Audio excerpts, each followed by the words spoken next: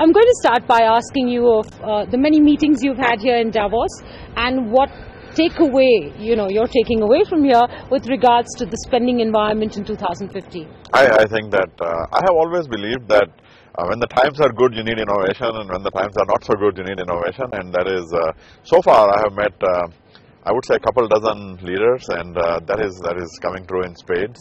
There is a tremendous need for innovation in these days, whether it is in the renewal of existing systems and bringing more efficiency to those, or completely new kinds of opportunities that are opening up in front of us. So I just met with a very large financial services company's chairman, and it is true. There is a tremendous need for innovation out there. What does that mean in terms of IT budgets? Do you think that this will be a year of robust IT budget spending? I think that it depends on the industry, on the circumstances that companies are in. However, we have to also look beyond the IT budget and at the broader performance of a company, both on the cost side as well as the revenue side. So when you look at it more holistically, we see that a lot of companies are fighting fundamental disruption in their industries, and so there is a great need for innovative ways to think about things. And yesterday we met with a whole bunch of our clients and prospects, and everyone seems to be, on the one hand, thinking about the broader economic environment, how to lower costs and things like this, and on the other hand, they are thinking about what does automation mean for us, what is the sort of pervasive digitization that is happening all around us, what does that mean for us, and so on. So I don't see any shortage of need for new ideas and new innovation. So what does that mean for those of us who measure Infosys quarter by quarter or even financial year by financial year? What do we take away from the fact that will your clients be spending more this year in different ways? So I'm not asking you to specify which ways, but will they be spending more this year than they were in 2014? I think we'll have a lot more to say on that in April. But the way I think about this is that there is a great opportunity that we see. There is no shortage of innovation to be done in the software world, in the services world. Sure. The bigger challenge is, can we rise up to those opportunities and deliver internally? And that, I think, is the thing that I worry about and I'm focused on the most, is how do we organize ourselves, how do we gear up to serve the great need out there for software. And so the performance depends on not so much on the availability of the opportunity outside, but on our ability to deliver against that. Okay, I'm going to ask you about that program, which is Renew and New, and the internal capabilities that you're hoping to build. But before I do that, I'm going to quote from a survey done by Goldman Sachs very recently on spending intentions for the IT business, and 52% of the respondents expected a pickup in discretionary budgets in the next 6 months, a 16% uptick from the August reading, and large offshore vendors have been preferring tier 2 vendors. The survey seems to indicate that this is a time when Indian companies can improve market share. Would you agree broadly with these? Broadly, I would agree with that. Yeah, broadly, definitely. Okay. I think that there is no shortage of innovation and great projects to be done. Okay, you had some industry-beating volume growth in the quarter gone by, so to speak. Is that sustainable? Of course, yeah. I'm pretty convinced that it is. I think that, like I said, the bottlenecks that I see are not so much in the opportunities out there, but in our ability to, and by our I mean our collective as an industry, our ability to deliver against that. Volume growth, of course, is a good thing, but increasingly we have to also see improved productivity per employee, so revenue productivity per employee, as well as overall productivity per employee with more automation, more AI.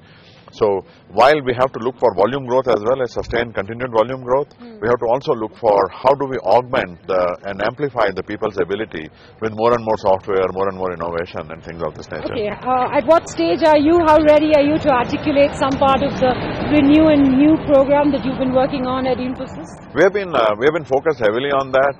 In 2 weeks, we'll have our annual gathering of our top 1,000 employees. So we're looking forward to that. And then in the days and weeks leading up to the end of the year, which is the end of this quarter that is coming up, we'll have this thing ready about how we plan to invest our capital. But you must have some broad idea at this point in time. No, Can you share with us the skeletal blueprint For of your plan?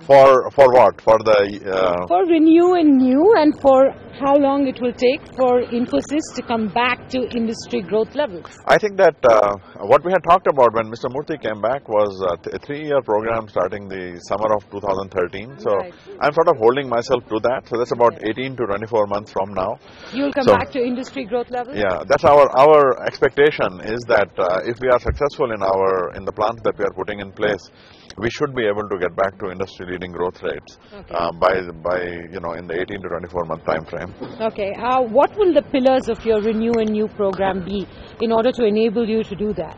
So the renewal means improving our existing service lines, Yes. better operational efficiency, bringing more automation and productivity to the existing work. So that is all the way from BPO to IM, the work that is in infrastructure management, verification, package applications, consulting and implementations, as well as application development, product engineering and things like that. So bringing more and more productivity, more and more automation to the existing bread and butter work that we do. So we can expect a certain set of productivity improvements there, revenue per employee improvements there, What are your performance. targets for revenue per employee improvement? We are still working through that. Right now we went from, when I started, my first quarter, which was our Q2, was $52.3 thousand per employee as a full, so not the revenue per billable employee. That is a different metric in the industry. I am looking at just the total number of employees and the revenue produced, which includes the benefits of automation and productivity and so on. So there we went from $52.3 thousand per employee to $52.7 thousand per employee, Okay. which is a good thing. But we should expect that this number continues to rise and become significantly higher What over is the next several years. significantly We are still working through that. You have to give us the time to simulate and, Fair enough. think through that. And Okay. but we can do much better than 52.7. Okay. Based on your conversations here in Davos, does it look like this will be a year of bigger deal closures? I think so. I think that we should see more bigger deals, but we should also see combinations of smaller, agile, more effective projects that deliver value very quickly. Okay. Because in this atmosphere, people are looking for a new way to work, a new way to deliver value, which is incremental, rapid prototyping, using new methodologies like DevOps and things like that. So it's a combination of the new areas driving the confidence and the strategic engagement, which deliver value very quickly and incrementally, with the larger deals which involve bigger teams and things of that nature. And margins are sort of similar in both, or how will the nature or the amount of margins change as the kind and the construct of deals change to this kind of innovation that you're talking I think that margin is much more a function of discipline in our performance and our execution than anything else. There isn't any structural aspect of a new project versus a renew project that creates a difference in margin structures, but it is more in how we collectively execute these to continue our focus on what I have always maintained, as a profitable company. Mr. Murthy used to call it the consistent profitable growth. We deeply believe in that. So as you have seen in our performance, the margins have continued to increase. We are holding on to that guidance of 25% plus or minus 1%.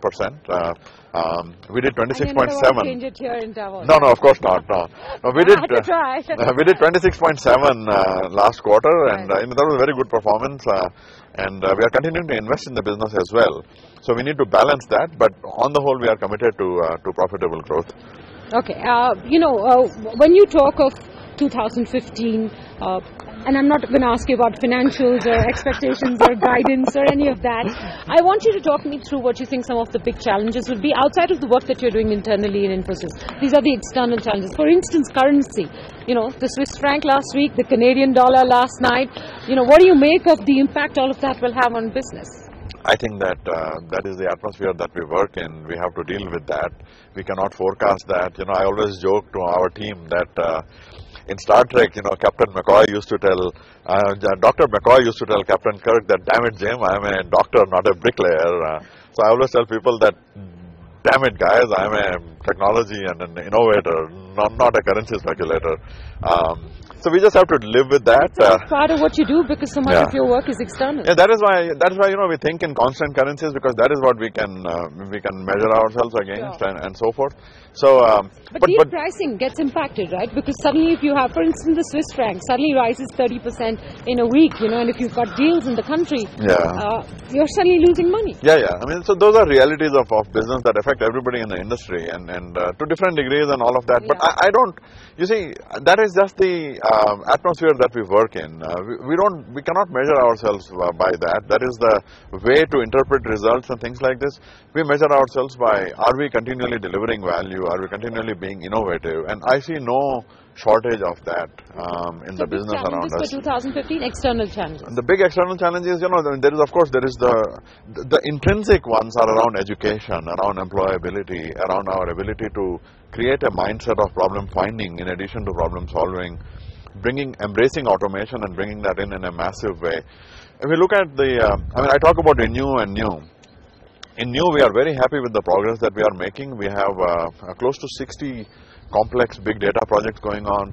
We have a handful of physical space transformation into digital projects that we have started, a dozen or so AI projects, 25 or so design thinking workshops. But this all adds up to around 100 completely new kinds of amazing projects that we are doing, which is great in 3 months, 4 months to get to 100 of these. But that is 100 out of 22,000 projects that we have currently going on. Okay. So by focus as much or even more is on bringing value and innovation to those 22,600 projects. And we are very focused on that. We are going through, I have this Excel spreadsheet where I look at every one of these projects and we are focused on ensuring that our teams deliver value to clients on each one of those. And I think if we do that, then, regardless of what happens, the oil price or currency, here comes, look, someone in a helicopter. Things will be okay. Okay, you get asked this question, and before you, Mr. Mufti, and before that, the previous founders have been asked this question ad nauseum. What are you going to do with all that cash on your books? I'm going to ask it one more time. What are you going to do with all that cash on your books? We are, of course, I announced this $500 million startup fund, 250 for India, 250 for the rest of the world. We are looking into investments through there. We are constantly looking for interesting new technology companies to acquire and things of this nature. Are you closer to striking a deal? No, at any given point in time, I think we are looking at probably 20 or so companies right now, and which is what all kinds of small to not very large, but small to medium-sized companies and things that can really give us a benefit in terms of our capabilities, in terms of a technological advantage. How close are you to doing a deal? I cannot say that. A quarter, 2 months, a month, a week, a day? Not a day for sure. It's difficult to say. I think